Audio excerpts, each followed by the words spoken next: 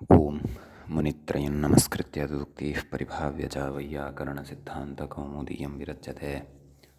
सर्वेभ्यः श्रोतृभ्यः नमः। अस्माभिः गतपाठे यद्यत् पठितं तद् एकवारं स्मरामः। वयं तावत् वैयाकरणसिद्धान्तकौमुदी इत्याख्यस्य ग्रन्थस्य अच्सन्धिप्रकरणे भवामः। तस्य अच्सन्धिप्रकरणस्य 53 पाठः गतपाठः अस्माकं क्रमे सम्पन्नः। तस्मिन् 53 पाठे अस्माभिः इकोसवर्णे शाकल्यस्य ह्रस्वश्च इति सूत्रस्थः विचारः उपसंहृतः। तत्र विशिष्य एतत् सूत्रसम्बद्धं वार्तिकं नाम एतत् सूत्रेण यद्विधानं क्रियते तस्य निषेधपरकं वाक्यं न समासे इति पठितम्। वाप्यश्वः इत्यादीनि उदाहरणानि दृष्टानि। एवमेव तत्र यद्यपि इतः नाम 52 पाठे एव न समासे इति वार्तिकं पठितम् आसीत्, परन्तु अस्मिन् पाठे तत्र तस्य वार्तिकस्यापि चर्चा काचित् जाता। वस्तुतः प्राधान्येन अत्र तु अस्माभिः सिति च इति वार्तिकम् आदौ आरब्धम् आसीत् अस्मिन् पाठे।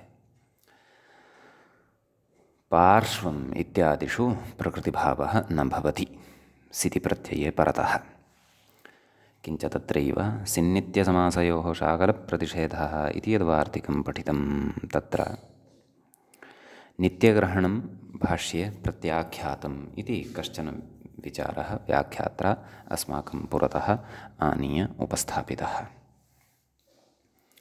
ततः परं तत्र सूत्रं पठितं ऋत्यकः इति। ऋतिपरे अकः पूर्ववत् ह्रस्वसमुच्चितं प्रकृतिभावं प्राप्नुवन्ति इति तस्य सूत्रार्थः अस्माभिः दृष्टः।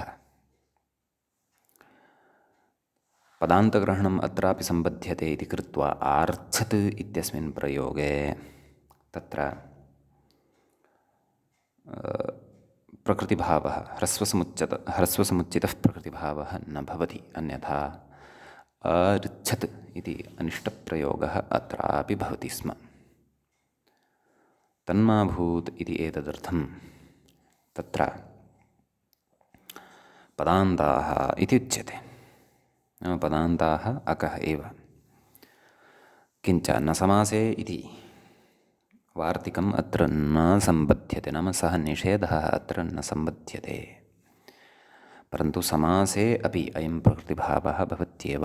तेन समासे सन्ध्यभावः सप्तऋषीणाम् इति दृश्यते। अपि च सप्तर्षीणाम् इति पक्षे गुणः अपि भवति इति तत्र विशेषः ऋत्यकः इति सूत्रस्थः दृष्टः।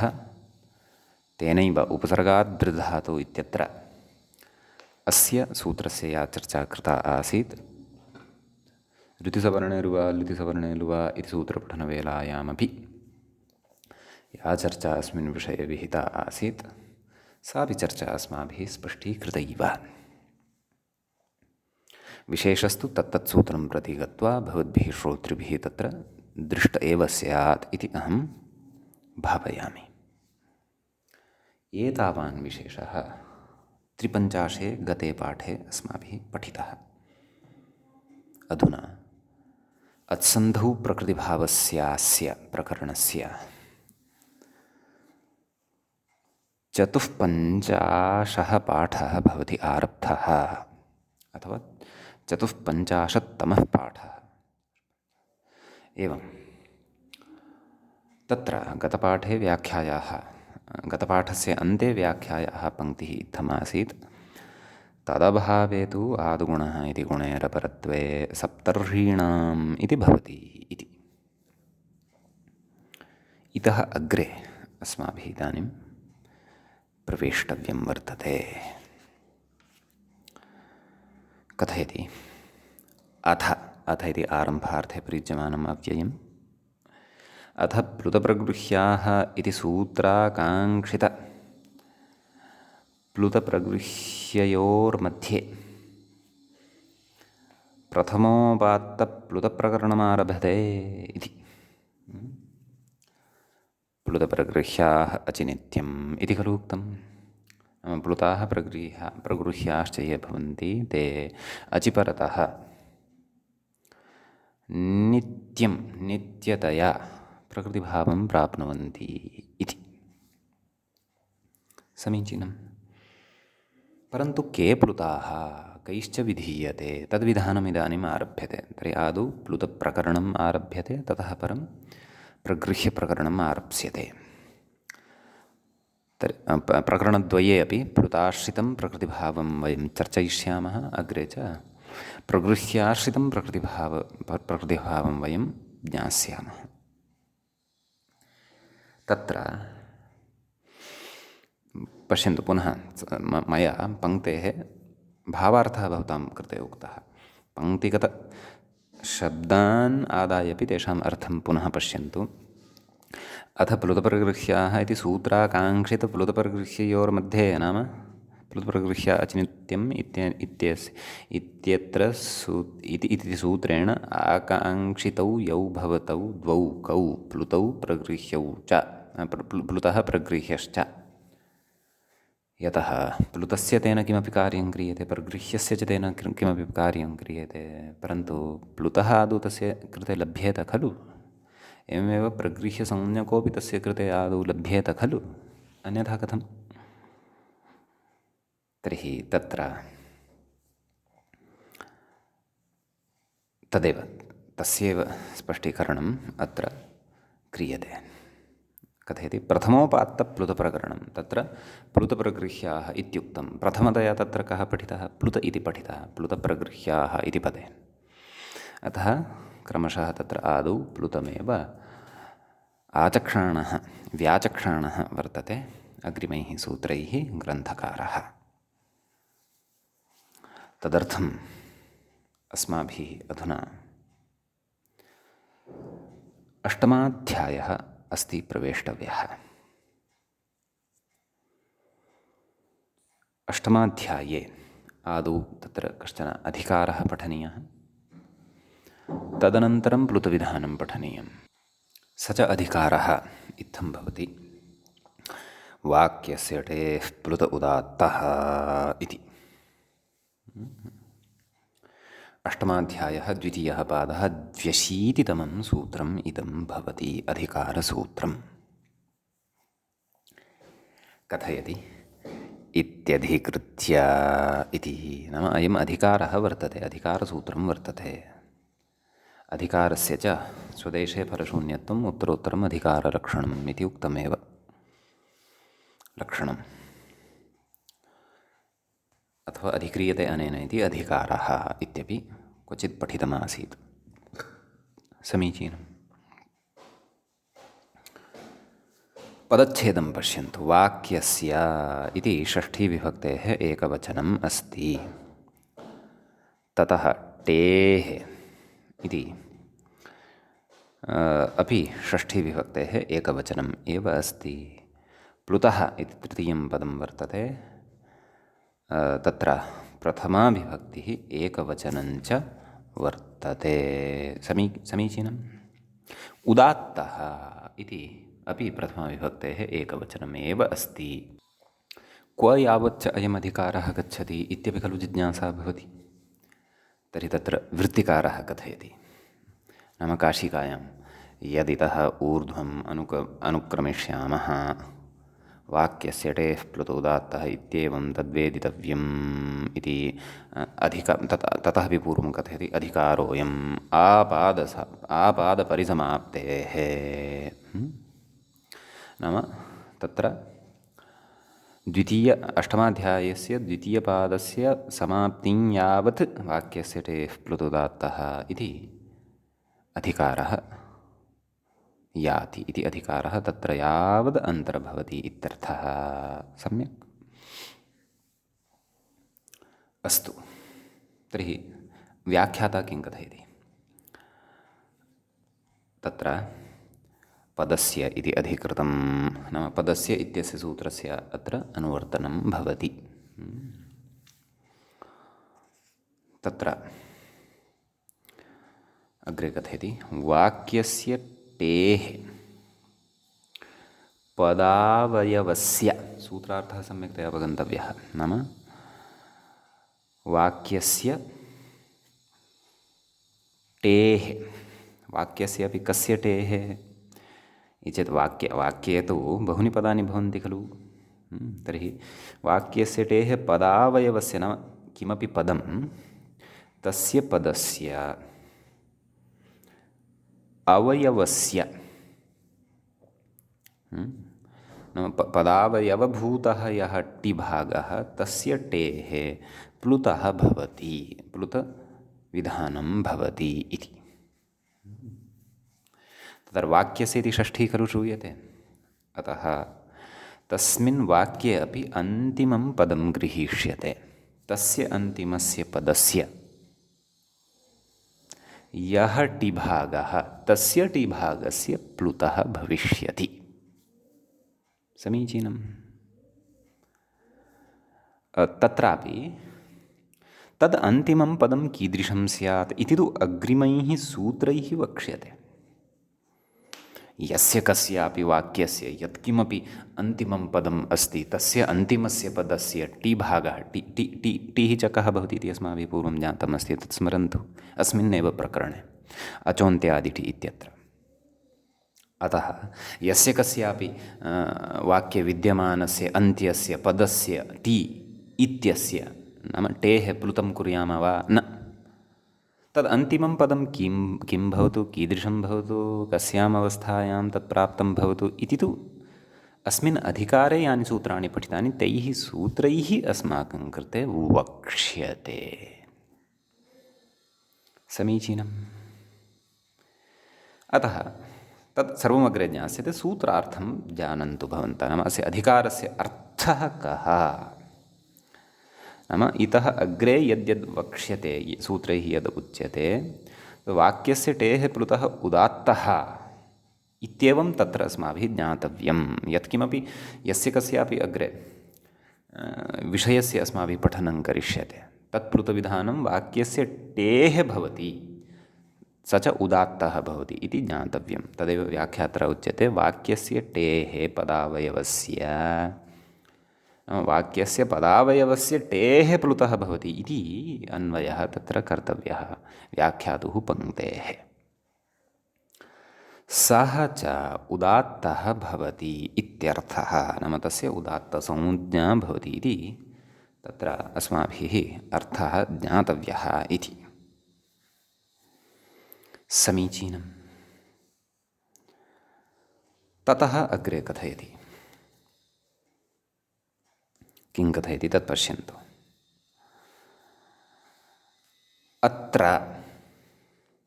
पदस्य इति अनुवृत्तिः, पदस्य इति कुतः अनुवर्तते, क्व तत् सूत्रं वर्तते इति चेत् तद् अष्टमाध्यायस्य प्रथमे पादे भवति सूत्रं। कथितं तत् सूत्रम् इति चेत् अष्टमाध्यायस्य प्रथमपादस्य षोडशं सूत्रं तद्भवति। ततः आरभ्य क्व तस्य अधिकारः गच्छति इति चेत् अष्टमाध्यायस्य तृतीयपादस्य पञ्चपञ्चाशं सूत्रं वर्तते 8355 तावत्पर्यन्तं तच्च सूत्रं भवति अपदान्तस्य मूर्धन्यः। तावत्पर्यन्तं तस्य सूत्रस्य अधिकारः गच्छति। अवगम्यते किल? कस्य? पदस्य इति। तर्हि कथयति अग्रे, अत्र पदस्य इति अनुवृत्तिः नश्चव्यप्रशान् इति सूत्रं क्व वर्तते? अष्टमाध्यायस्य तृतीयपादस्य सप्तमं सूत्रं। कथयति पदस्य इति अनुवृत्तिः नश्चव्यप्रशान् इत्याद्युत्तरार्थ इति। नश्चव्यप्रशान् इत्यादि सूत्राणि प्रति पदस्य इत्यस्य अनुवर्तनं भवतु, एतदर्थम् अत्रापि पदस्य इत्यस्य अनुवर्तनं स्वीक्रियते। वस्तुतः पदस्य इत्यनेन यद् वक्तुम् अभीष्टं तद् वाक्यस्य इति षष्ठ्या अपि लभ्यते इति अभिप्रायः। नाम उत्तरतः विद्यमानेभ्यः सूत्रेभ्यः पदस्य इति अपेक्षितं कथयति। इह अनुवृत्तिविच्छेदे, नाम अत्र पदस्य इति तर्हि अपेक्षा यदि नास्ति तर्हि कुतः अत्र तस्य अनुवर्तनं स्वीकर्तव्यम् इति चेत् तद् कथयति। इह अनुवृत्तिविच्छेदे उत्तरत्रानुवृत्तेरसम्भवात् इति। नाम यदि अत्र अनुवृत्तेः विच्छेदः भवतु, अथवा अनुवृत्तेः विच्छेदः अत्र यदि करिष्यते तर्हि इतः उत्तरोत्तरं पदस्य अनुवर्तनं न गच्छेत् कदाचित् इति। इति अत्र कथयति। अतः पदस्य इत्यस्य अनुवर्तनम् अत्रापि स्वीकृतम् इति। यद्यपि अस्य उपायान्तरमपि तत्र वर्तते यत्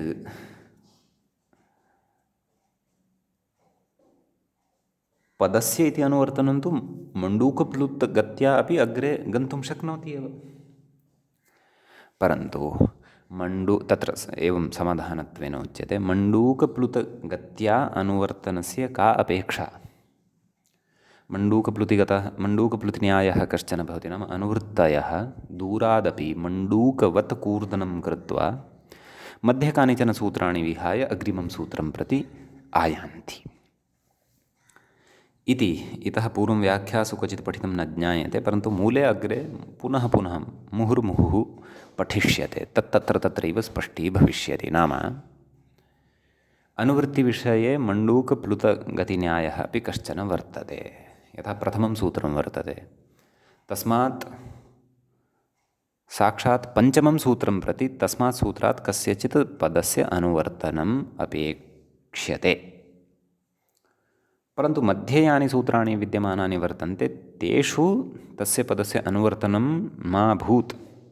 एतदर्थं सः लौकिकः न्यायः कश्चन मण्डूकप्लुतेः गतिम् आश्रित्य मण्डूकप्लुतेः गतिं पुरस्कृत्य आश्रीयते। यद्यपि अत्रापि तथा कर्तुं शक्यते स्म, किमर्थम् अत्र पदस्य इत्यस्य अनुवर्तनम् इति चेत् मण्डूकप्लुतगतिन्यायस्य कल्पना किमर्थं कार्या गौरवाय भवति, अतः पदस्य इत्यस्य अनुवर्तनम् अत्र भवतु, साक्षात् ततः अग्रे तस्य सरणं भविष्यत्येव। यदि भवन्तः एवं चिन्तयेयुः पदस्य अत्र अनुवर्तने अथवा मण्डूकप्लुतगत्या वा तस्य अनुवर्तने तत्र क्लेशः नाम गौरवसाम्यमेव वर्तते, अतः किमर्थं मण्डूकप्लुतगतिरेव नाश्रीयेत इति चेत् अत्र तर्हि इतोपि अग्रे चिन्तनीयं, किम् अत्र मण्डूकप्लुतगतिः सम्भवति वा न वा इति चेत् तत्र द्रष्टव्यं क्वास्ति पदस्य इति। अष्टमाध्यायस्य प्रथमपादस्य षोडशं सूत्रं तद् वर्तते। नश्चव्यप्रशानं कुत्र वर्तते? तृतीये पादे वर्तते। एतावती दीर्घा मण्डूकप्लुतिः भवति वा? मण्डूकः किञ्चित् पादपरिमितं पादद्वयपरिमितं वा कूर्दनं, न पादः नाम लौकिकः पादः अस्माभिः यच्चरणत्वेन चरणशब्दवाच्यः पादः, पादद्वयपरिमितं स्थानं वा कूर्दयित्वा सः गच्छेत्। किं सः एकस्मात् राज्यात् राज्यान्तरं यावान् भूभागः अस्ति तं भूभागम् उत्प्लुत्य गच्छेत् वा एकेनैव कूर्दनेन? न खलु। यतः प्रथमाध्याये पदस्य, प्रथमे पादे पदस्य इति अधिकारः, पुनः द्वितीयः पादः, पुनः तृतीये पादे नश्चव्यप्रशान् इति। एतावती दीर्घा मण्डूकप्लुतिस्तु न भवति, अतः अत्र पदस्य इत्यस्य भवतु अनुवर्तनं, तेन उत्तरत्रापि तस्य अनुवर्तनं गमिष्यति इति। एवं रीत्या अत्र समाधेयं। यद्यपि एते विचाराः व्याख्यायान्नोक्ताः, परन्तु अत्र किञ्चित् स्पष्टता भवतु इति कृत्वा तत्र किञ्चित् मया अत्र विस्तरेण भवतां सुबोधाय उक्तं। सुबोधः जातः स्याद् वा दुर्बोधः जातः स्याद् वा इति तु भवन्तः एव प्रमाणं। मया तत्र यत्नः कश्चन कृतः भवतु नाम। अग्रिमपङ्क्तिं सरामः। किं कथयति? वाक्यस्य इत्यभावे नाम क्व वाक्यस्य टेः प्लुत उदात्तः इति खलु उक्तं। तत्र उच्यते वाक्यस्य इत्यभावे नाम वाक्यस्य इति पदस्य निवेशः यदि न क्रियेत अधिकारसूत्रे पदस्य टेः इत्युक्ते पदस्य इति अनुवर्तनं तु अस्ति एव। तर्हि पदस्य टेः इत्युक्ते यावन्ति वाक्ये पदानि वाक्ये यावन्त्यपि पदानि वर्तन्ते तावतां टेः प्लुतः प्रसज्येत इति। तर्हि तावतां सर्वेषामपि पदानां यः टिभागः वर्तते तेषां प्लुतः प्रसज्येत। पदस्य अन्ते विद्यमानस्य प्लुतः अथवा टेः प्लुतः प्रसज्येत। वाक्यस्य इति यदि पठितं तर्हि तत्र षष्ठीश्रवणेन अन्त्यस्य एव वाक्ये अपि अन्त्यः यः वर्तते टी संज्ञकः तस्य एव प्लुतः तत्र विधीयते। समीचीनं। तत्र षष्ठीश्रवणेन अलोन्त्यस्य इति परिभाषा अपि अत्र उपस्थातुं शक्नुयात् इति मम चिन्तनं। यतः अलोन्त्यस्य इत्यनया परिभाषया अन्त्यस्य अलः आदेशः स्यात् इति उच्येत, परन्तु वस्तुतः अन्त्यस्य अलः अपि अत्र आदेशः नापेक्षितः। अत्र तु अन्त्यः अल् तु स्वरः अपि भवितुम् अर्हति, व्यञ्जनमपि भवितुम् अर्हति। टी च सर्वदा अन्त्यः स्वरः एव भवति इति न भवति। कदाचित् व्यञ्जनसहितः स्वरः अपि टी भागः भवति, यथा राजन् इत्यत्र अन्, एवं खलु। अतः अत्र किं कर्तव्यमिति चेत् वाक्यस्य इति श्रवणेन अन्त्यस्य बोधः कर्तव्यः, परन्तु अन्त्ये अपि टी भागः यः वर्तते तस्य तत्र प्लुतविधानं कर्तव्यं। प्लुतविधानञ्च अचश्च इति परिभाषाबलात् स्वरस्य एव भविष्यति इति स्वतः एव तत्र नियमनं भविष्यति। अतः अलोन्त्यस्य इति परिभाषा अत्र अपेक्षिता एव इति वस्तुतः नास्ति। अपेक्षा यदि अभविष्यत् तर्हि व्याख्यातारः अपि अकथयिष्यन्। भवतु, नाम अग्रे गच्छामः। विषयः इतोपि स्पष्टतां यास्यति। किं कथयति? वाक्यस्य इत्यभावे पदस्य टेः इत्युक्ते यावन्ति वाक्यपदानि तावतां टेः प्लुतः प्रसज्येत इति पठितम्। अग्रे आगच्छन्तु। वाक्यस्य इत्युक्ते तु नाम वाक्यस्य इति यदि पठ्यते तर्हि तु पठितमेव क्व अधिकारसूत्रे वाक्यस्य टिः अन्त्यस्य एव पदस्य सम्भवति इति न दोषः, एवं खलु। वाक्यस्य टिः कस्यचन पदस्य नाम तत्र वाक्यस्य टिः अन्त्यस्य एव पदस्य सम्भवति, एवं वा न वा इति न दोषः इति कृत्वा दोषः तत्र नास्ति इति। नाम प्रतिपदं यानि वाक्यानि वर्तन्ते तेषु वस्तुतः पदस्य अन्ते नाम पदस्य अन्ते नाम वाक्यस्य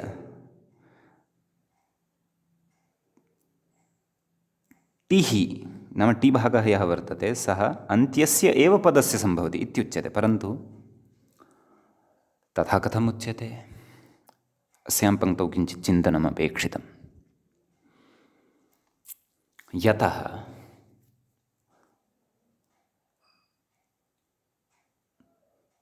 पदस्य नाम किमुच्यते? किम् एतया पङ्क्त्या उक्तं? वाक्यस्य इत्युक्ते तु वाक्यस्य टिः अन्त्यस्य एव पदस्य सम्भवति। अन्त्यस्य एव पदस्य इति कथं? प्रतिपदं टी भवत्येव खलु, वा न वा? अचां मध्ये यः अन्त्यः तट्टिसंज्ञः स्यात्। शकन्धुः इति निर्मितम् अस्माभिः। शक अन्धु तत्र अथवा मनीषा इति स्वीकुर्वन्तु। मनस् ईशा, मनस् इत्यत्र अस् इति यद्वर्तते तत् पदस्य अन्ते कुत्र वर्तते, अथवा वाक्यस्य अन्ते कुत्र वर्तते तत्? एषा मम मन एषा मनीषा उत्तमा अस्ति, नाम एषा मनसः ईशा उत्तमा अस्ति इति कथयामः यदि, तर्हि एवं रीत्या वाक्ये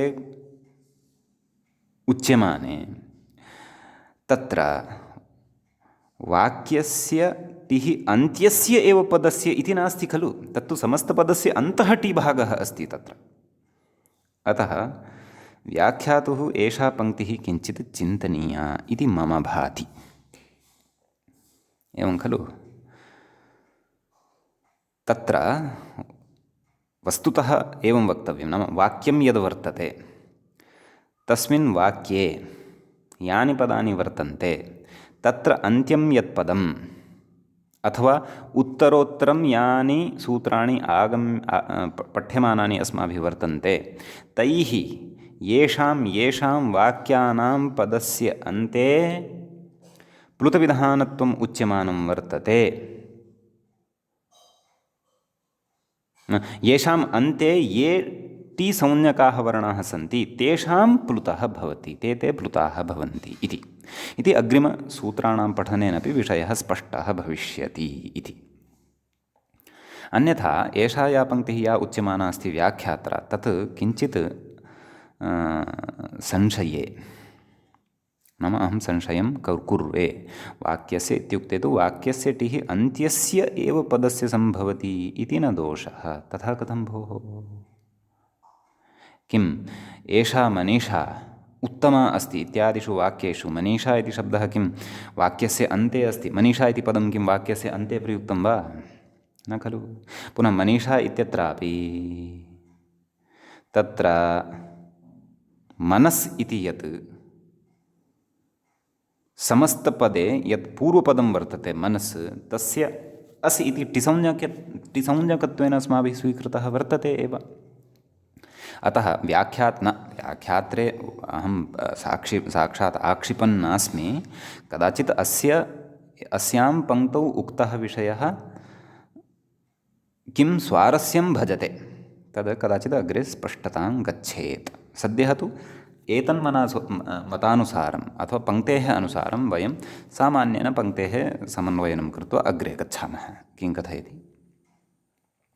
टिग्रहणाभावे प्लुतश्रुत्या, नाम टी इति तत्र वाक्यस्य टेः प्लुतः इति सूत्रे टिग्रहणं कृतं खलु, टेः इति पदनिर्देशद्वारा। कथयति टिग्रहणाभावे प्लुतश्रुत्या अचश्च इति परिभाषया अचः इति उपस्थितौ तस्य वाक्यविशेषणत्वात् तदन्तविधौ अजन्तस्य वाक्यस्य इत्यर्थे सति अलोन्त्यपरिभाषया वाक्यान्तस्य अचः प्लुतः इति पर्यवसानात् ग्रामं गच्छ अग्निचित्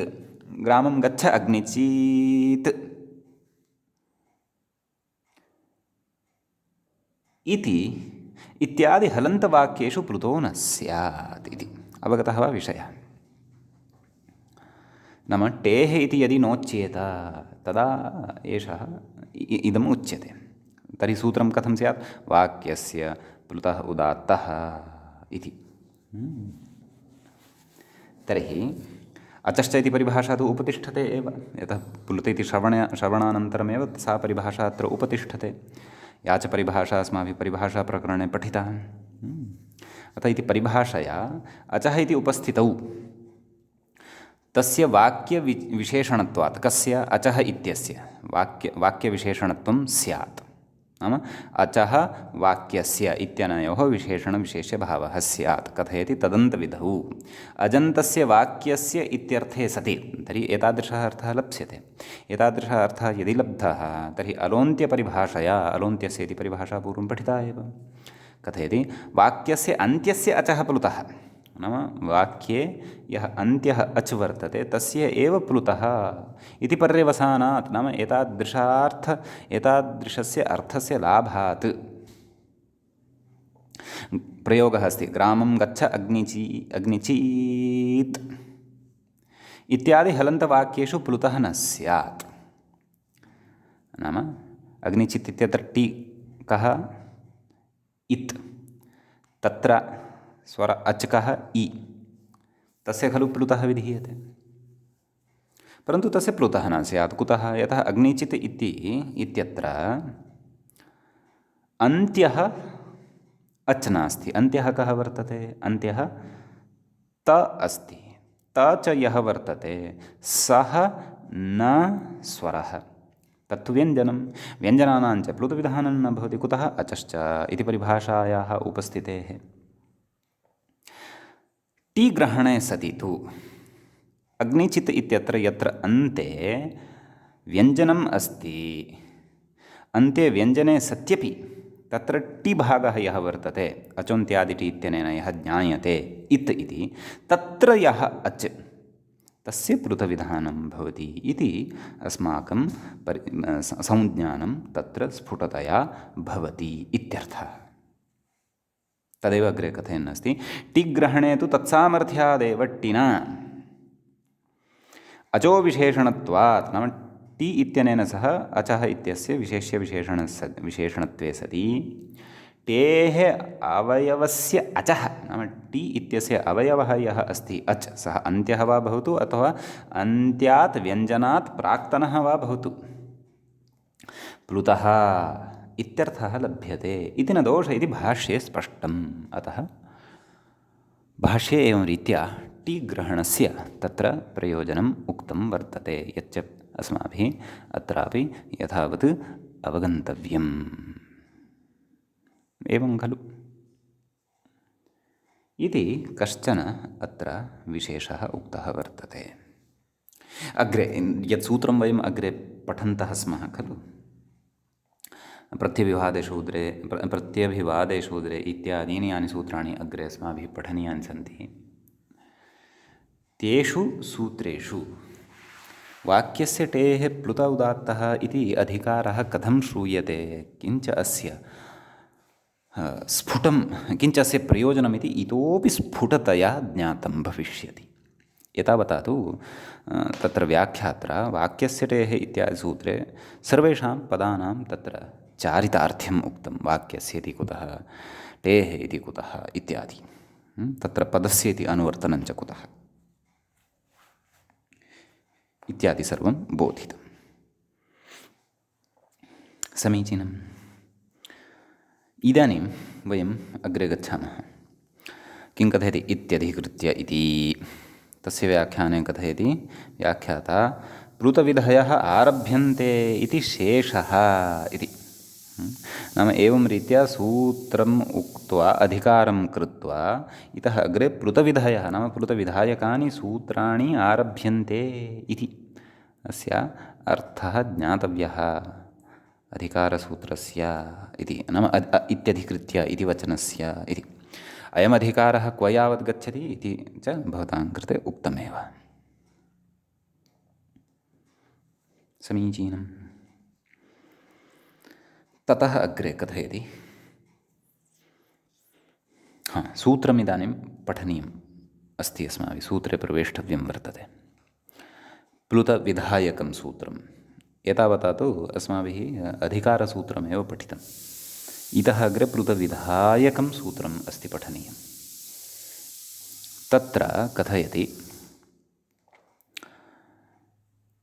सूत्रमस्ति प्रत्यभिवादे शूद्रे इति।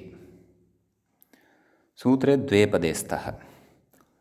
प्रत्यभिवादे इति प्रथमं पदं सप्तमीविभक्तेः एकवचनान्तं भवति। अशूद्रे इति अपि अशूद्रशब्दस्य सप्तमीविभक्तेः एकवचनान्तं पदम् इदं भवति।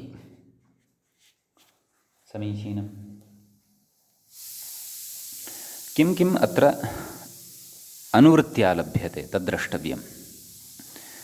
एकं तु वाक्यस्य टेः प्लुत उदात्तः इत्येव आयाति।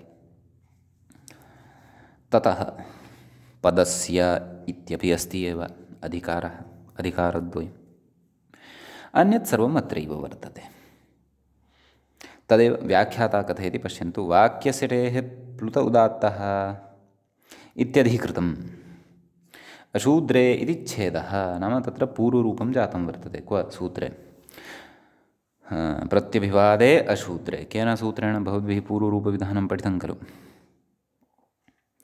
एङः पदान्तात् अति इति सद्यः एव सूत्रं पठितं तेन अत्र पूर्वरूपं भवति समीचीनं तर्हि तत्र अशूद्र इत्यस्य छेदं अग्रे विग्रहं कथयति न शूद्रः अशूद्रः नैतत्पुरुषो भवति सम्यक् कः सः कथयति अग्रे द्विजातिः नाम ब्राह्मणः क्षत्रियः वैश्यश्च एवं रीत्या तत्र सः अशूद्रः इत्युच्यते नाम द्विजातिः अशूद्रत्वेन व्यवह्रियते ब्राह्मणक्षत्रियवैश्याः अशूद्राः इति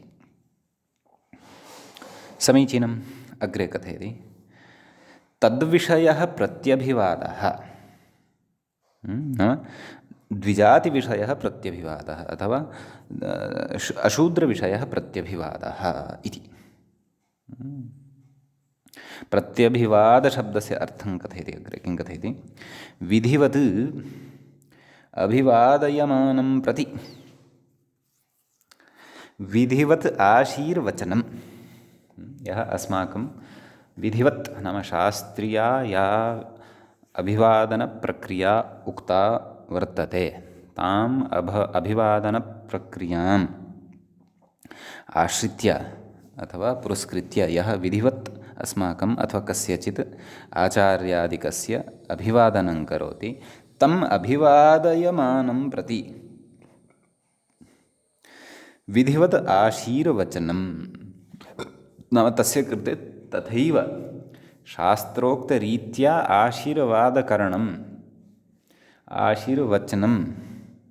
आशीर्वचनं यद् भवति तद् सः तद्वचनं तद् आशीर्वचनं प्रत्यभिवादः इत्युच्यते इत्यर्थः एवं खलु कथयति भावे घञ् अर्थात् प्रति अपि च अभि इति उपसर्गद्वयपूर्वकात् वद् इति धातोः वद् व्यक्तायां वाचि इति धातोः भावे घञ् प्रत्ययः भवति प्रति अभि वद् अ घञः अ अवशिष्यते अतोपधायाः इत्यनेन वद् इत्यत्र वकारोत्तरवर्तीयः अकारः तस्य वृद्धिः जायते वाद् अ प्रति अभिवाद् अ यण् भवति प्रति अभि इत्यनयोः प्रत्यभिवाद इति सिद्ध्यति इत्यर्थः इति सूत्रे प्रत्यभिवादे इति इत्यस्य पदस्य अर्थः उक्तः इत्यर्थः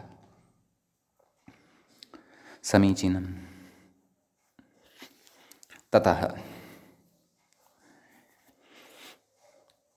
कथयति अग्रे अस्मिन् प्रत्यभिवादे विषये सूत्रस्य अर्थं कथयति यद्यपि मूले अपि उक्तः एव तत्र मूले यः सूत्रार्थः उक्तः सः अपि अस्माभिः द्रक्ष्यते आदौ मूले उक्तस्य सूत्रस्य एव सरलतया इतोपि सरलतया तत्र अर्थं कथयति पश्यन्तु प्रत्यभिवादः कः इति सामान्येन उक्तम् अभिवादश्च अभिवादनञ्च किम् इत्यपि सामान्येन उक्तं शास्त्रीयप्रक्रिया प्रामाण्यपूर्वकं तु अग्रे वक्ष्यते किं कथयति अस्मिन् प्रत्यभिवादे विषये यद्वाक्यं तस्य टेः प्लुतः स्यात् स च उदात्तः इत्यर्थः नाम तत्र प्रत्यभिवादनं कर्तुं यद्वाक्यम् अस्माभिः उच्यते एवं किल नाम तत्र प्रत्यभिवादार्थं यद् वाक्यम् उच्यते आयुष्मान् भो देवदत्त इत्यादि इत्यादि वाक्यानि उच्यन्ते तानि अग्रे उदाहरणेषु भविष्यन्ति स्फुटीकरिष्यन्ते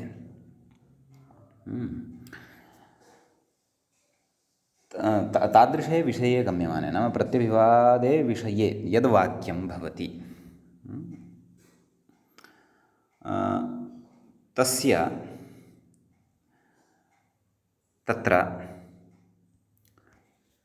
टेः प्लुतः भवति, तस्य टेः प्लुतविधानं भवति, स च प्लुतः यः विहितः भवति सः उदात्तः भवति इति। तदेव च तत्र मूले पश्यन्तु किमुक्तं पश्यन्तु। अशूद्रविषये प्रत्यभिवादे यद्वाक्यं नाम द्विजातेः कृते यत् प्रत्यभिवादनम् अस्माभिः कर्तव्यं वर्तते, नाम आशीर्वादः यः दातव्यः वर्तते द्विजातेः कृते, तत्र यद्वाक्यं तस्य वाक्यस्य यः टिभागः तस्य टेः प्लुतः भवति स च उदात्तः इति। इति सूत्रार्थः। इतोपि अस्य सूत्रार्थस्य सङ्गतिः अस्माभिः उदाहरणेषु करिष्यते, परन्तु इदानीम् अग्रे व्याख्याता तत्र वैदिकसूत्राणाम् अर्थात् आपस्तम्भादिसूत्राणां मन्वादिस्मृतीनां प्रमाणपूर्वकं शास्त्रीयम् अभिवादनप्रकारम् आदौ कथयिष्यति, ततः परं प्रत्यभिवादनप्रकारम् अपि कथयिष्यति। अतः सूत्रस्यास्य अवगमनाय यद्यपि सामान्येन अभिवादनं प्रत्यभिवादनम् इति द्वयम् अस्माभिः श्रुतमेव, परन्तु विशेषेण तावत् शास्त्रीयप्रामाण्यपूर्वकम् इदानीम् अभिवादनप्रकारः प्रत्यभिवादनप्रकारश्च व्याख्यात्रा अग्रे अस्ति उच्यमानः। तत्र कथयति अभिवादनविधिमाः अभिवादनविधिमाः आपस्तम्भः इति। आपस्तम्भसूत्रे एवं रीत्या तत्र अभिवादनविधिः इत्थम् उक्तः वर्तते इति कथयति।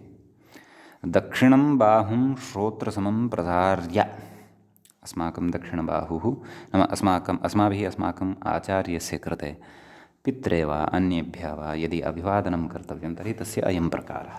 किं दक्षिणं बाहुं श्रोत्रसमं प्रसार्य, श्रोत्रं किं भवति? कर्णस्य नामान्तरं श्रोत्रं। श्रोत्रसमं प्रसार्य ब्राह्मणः अभिवादयीत इति। नाम कर्णं यावत् बाहुम् आनय अभिवादनं कुर्यात् कः? ब्राह्मणः। समीचीनम्।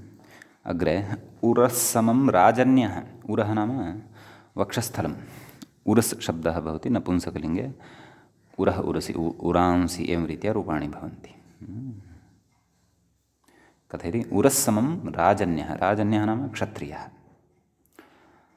अग्रे कथयति मध्यसमं वैश्यः। नाम तत् उरः नाम वक्षस्थलं यावत् दक्षिणं बाहुं प्रसार्य राजन्यः अर्थात् क्षत्रियः अभिवादयीत इति प्रकारः।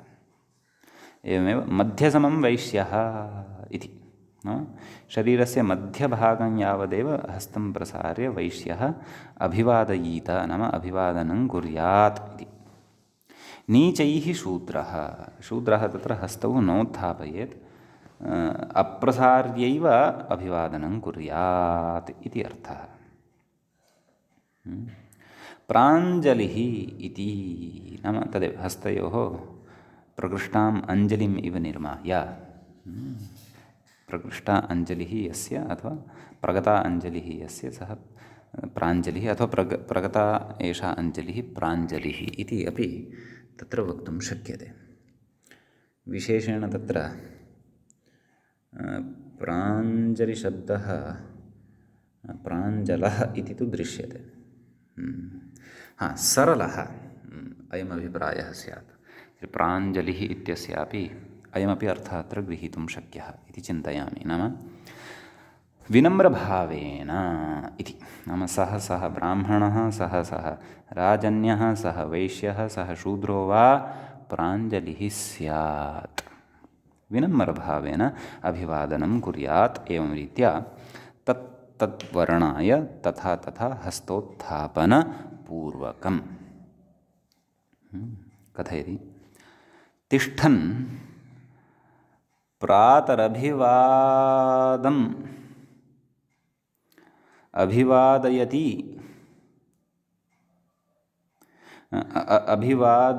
अभिवादयीत असौ अहं भोः इति। इति च नाम तत्र पुनः पश्यन्तु, तिष्ठन् प्रातरभिवादम् अभिवादयीत असौ अहं भोः इति च।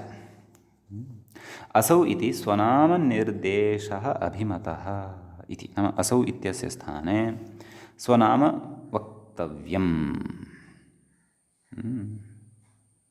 नाम तिष्ठन् प्रातः अभिवादम् अभिवादयति जयकृष्णः अहं भोः इति एवं रीत्या वक्तव्यं यदा वयम् अभिवादनं कुर्मः इति।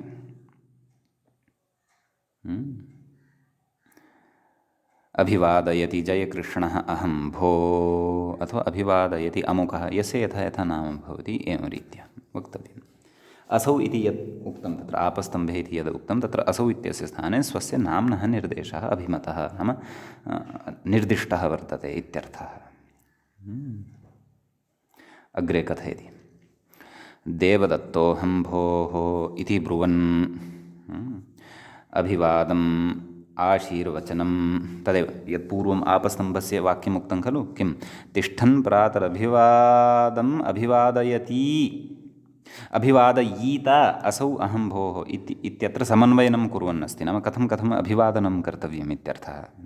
किं कथयति, देवदत्तोऽहं भोः इति ब्रुवन्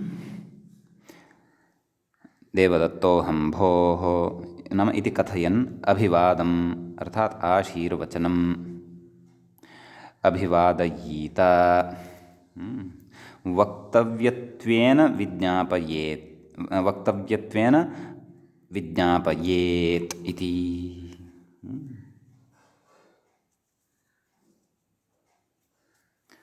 परन्तु तत्र अभिवादम् इत्यस्य आशीर्वचनम् इत्यर्थं कथं करोति व्याख्याता। उक्तवान् खलु,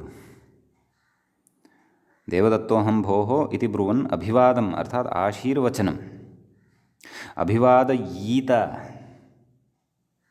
अथवा प्रत्यभिवादरूपेण आशीर्वचनं लप्स्यते, तद् आशीर्वचनं प्रति अभिवादनम् इति वा विवक्षा स्यात् न ज्ञायते कः अभिप्रायः व्याख्यातुः। अस्तु पठामः, आशीर्वचनम् अभिवादयीत वक्तव्यत्वेन विज्ञापयेत्।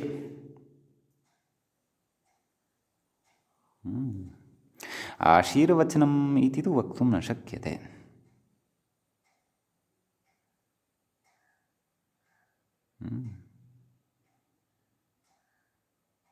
अभिवादः आशीर्वचनं न भवति, प्रत्यभिवादः आशीर्वचनं भवति। अतः अभिवादम् इत्यस्य आशीर्वचनमिति यद् व्याख्यानं क्रियमाणम् अस्ति अत्र का विवक्षा स्यात् व्याख्यातुः इति अस्ति चिन्तनस्य अपेक्षा।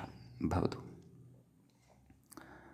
कथयति अग्रे, ततश्च यथा वर्णं दक्षिणबाहुं प्रसार्य नाम यथा यथा यस्य यस्य वर्णे वर्णीयस्य कृते सः तेन तत्तद्वर्णीयेन तत्तद्वर्णस्थेन स्वस्वबाहुः कियान् प्रसारणीयः इति दक्षिणबाहुं प्रसार्य अभिवादये देवदत्तोऽहं भोः इति ब्रूयादित्यर्थः। एवं रीत्या कथयेत्।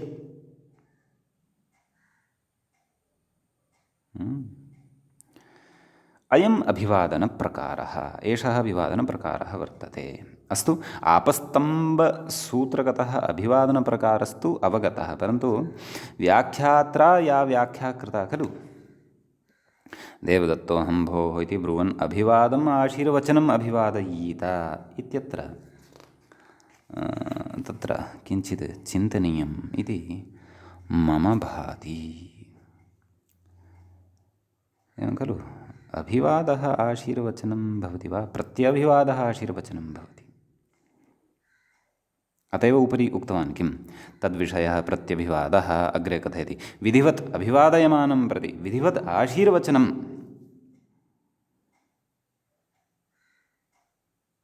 भवति प्रत्यभिवादः इति। यदि अभिवादम् अभिवादयीत नाम अभिवादनं कुर्यात्, अभिवादनं व्यवहरेत्, एवं खलु। अतः अभिवादम् आशीर्वचनम् इति यदुक्तं तत्र किञ्चित् अर्थसङ्गतेः अपेक्षा कर्तव्या न अत्र व्याख्यात्रा असङ्गतमुक्तम् इति तु अहं न कथयामि, तस्य का विवक्षा स्यात् इति तु द्रष्टव्यम्। अभिवादः नाम प्रणामः, प्रणतिः, न तु आशीर्वादः इति अत्र चिन्तनं कर्तव्यं। नूनम् अस्याः पङ्क्तेः पाठभेदः वा अथवा किं स्वारस्यम् इति द्रष्टव्यम्।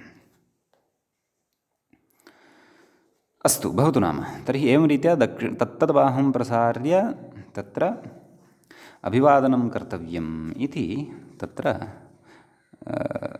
कश्चन शास्त्रगतः प्रकारः अत्र व्याख्यात्रा उक्तः।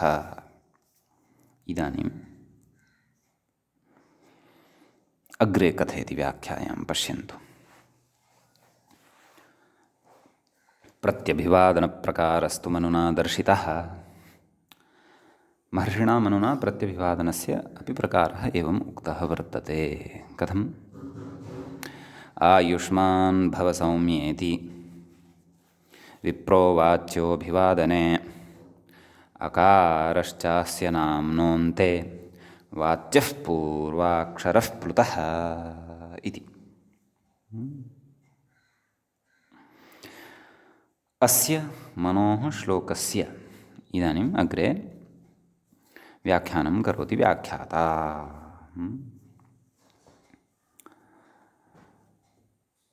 पश्यन्तु किं कथयति। अत्र नाम्नः अन्ते इति वचनात्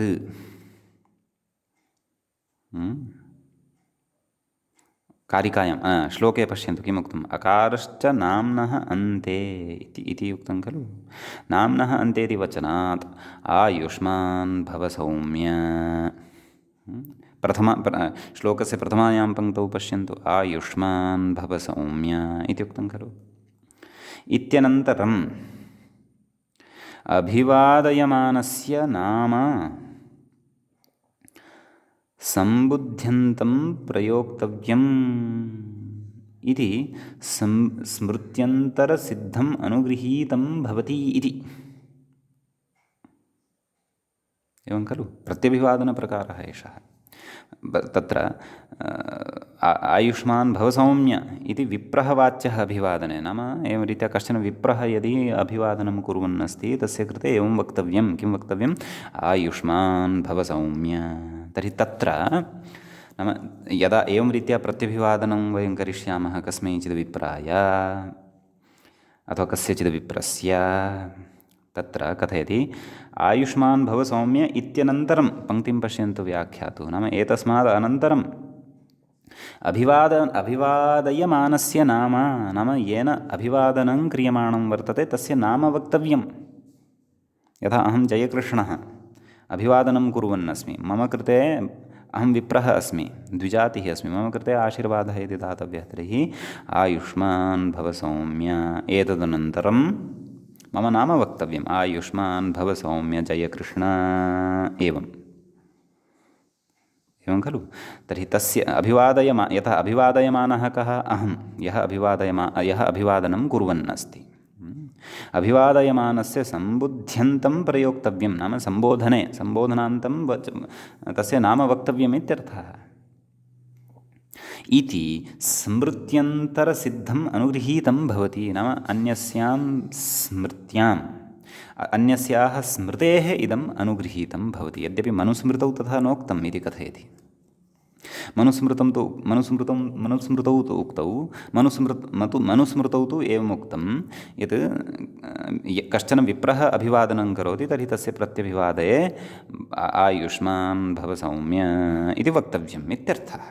परन्तु स्मृत्यन्तरे इत्थमपि वर्तते, सौम्य इत्येतदनन्तरं तस्य अभिवादयमानस्य यन्नाम भवति तदपि तत्र उच्चारणीयम् इति।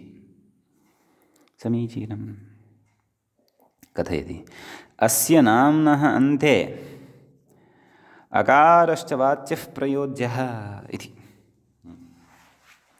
नाम तस्य नाम यद् गृह्यते, सम्बुध्यन्तं नाम अभिवादयमानस्य यद् उच्चार्यते तत्र उक्तं खलु पश्यन्तु उपरि श्लोकस्य द्वितीयां पङ्क्तिं पश्यन्तु। अकारश्चास्य नाम्नः अन्ते वाच्यः। नाम अस्य नाम्नः अन्ते अकारः वक्तव्यः, पृथक्तया एकः अ इति वर्णः वक्तव्यः इति। अकारः प्रयोज्यः, नाम अकारः वाच्यः प्रयोज्यः, नाम अकारः तत्र वक्तव्यः, तस्य प्रयोगः कर्तव्यः इत्यर्थः। समीचीनम्। अग्रे किमुक्तं श्लोके उपरि श्लोके पश्यन्तु। पूर्वाक्षरः प्लुतः, नाम तस्मात् अकारात् पूर्वाक्षरः पूर्वः अच्, पूर्वाक्षरः अर्थात् पूर्वः अच् प्लुतः प्रयोक्तव्यः इत्यर्थः इति मनुः कथयति। तर्हि आहत्य नाम स्मृत्यन्तरप्रामाण्यं गृहीत्वा अपि मनुस्मृतेः प्रामाण्यम् अपि गृहीत्वा आहत्य प्रत्यभिवादवाक्यं कथं सम्पद्यते चिन्तयन्तु। कस्यचित् नाम देवदत्त इत्यस्ति, तत्र अग्रे कथयति। एवञ्च आयुष्मान् भव सौम्य देवदत्त देवदत्त एवं रीत्या इति कथयति। इति प्रत्यभिवादवाक्यं सम्पन्नम् इति स्थितिः। नाम एवं रीत्या प्रत्यभिवादनवाक्यं कर्तव्यम्। एवं रीत्या स्मृतिग्रन्थेषु प्रत्यभिवादनप्रकारः इत्थं वर्णितः वर्तते इत्यर्थः। समीचीनम् इति स्थितिः। इति प्रामाण्यमादाय अत्र उक्तम्। अत्र अग्रे कथयति। अभिवादये देवदत्तोऽहम् इति अभिवादवाक्यप्रदर्शनं मूले पश्यन्तु, उपरि कौमुद्याः मूले पश्यन्तु। अभिवादये देवदत्तोऽहम् इति अभिवादवाक्यप्रदर्शनं, नाम यः अभिवादनं कुर्वन् अस्ति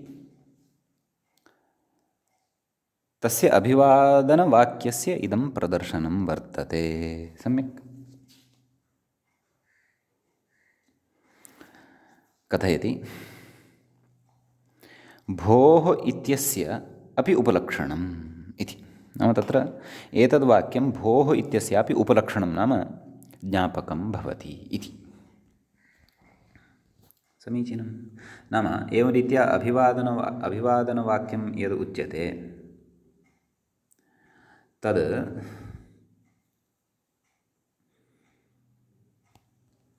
तत्र भोः इत्यस्यापि प्रयोगः भवति इत्यर्थः।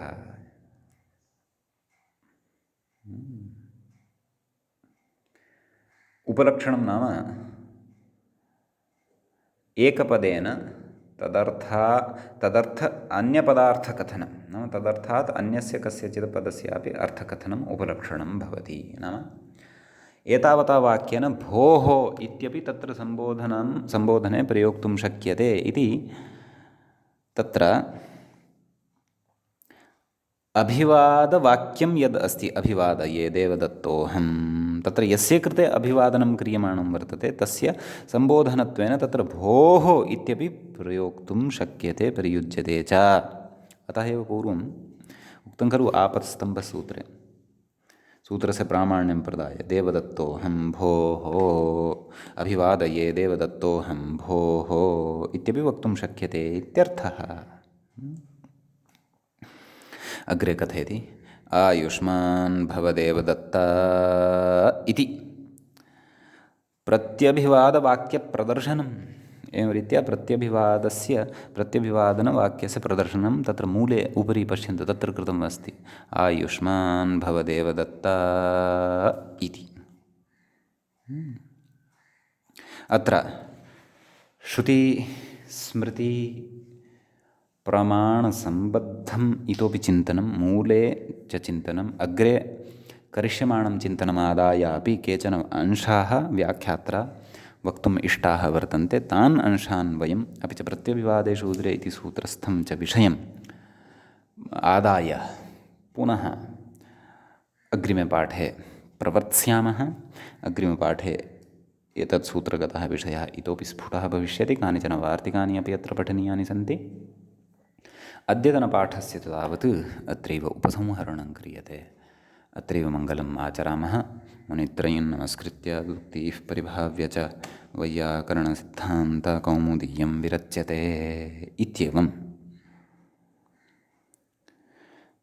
अत्सन्धिप्रकरणस्य अयं चतुःपञ्चाशः पाठः सम्पन्नतां गतः। नमः सर्वेभ्यः श्रोतृभ्यः।